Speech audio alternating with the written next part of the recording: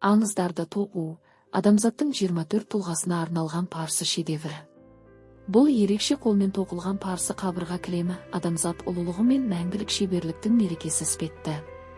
Таңғажайып дәлдікпен және көркемдік шеберлікпен тоқылған бұл туынды жетістіктері бүкіл әлемдегі ұрпақтарға шабыт берген тұлғалардың өшпес ықпалын бейнелейді. Осы шедеврдің ортасында мұқият тоқылған 24 портреттен тұратын топтама орналасқан.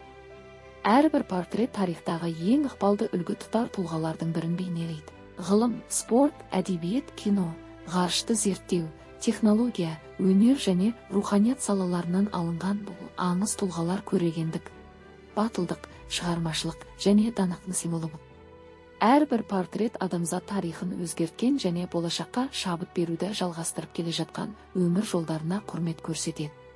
Әрбір бейне ерекше егжей-тегжеймен жасалып, эмоцияны, мінезді және тұлғалық болмысты таңғаларлық шынайылықпен жеткізеді.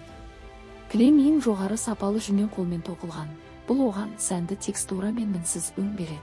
Оның монохромды түстер палитрасы ақ түстен қою қара түске дейінгі нәзік ауысулар арқылы композицияға тереңдік, талғампаздық және драмалық үйлесім қосады.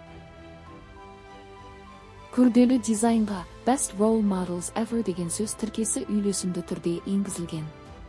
Фонға нәзік тоқылған бұл жазу көркем құрылымның бір бөлігіне айналып, туындының рухы мен негізгі идеясын күшейтеді. Ойлары, әрекеттері.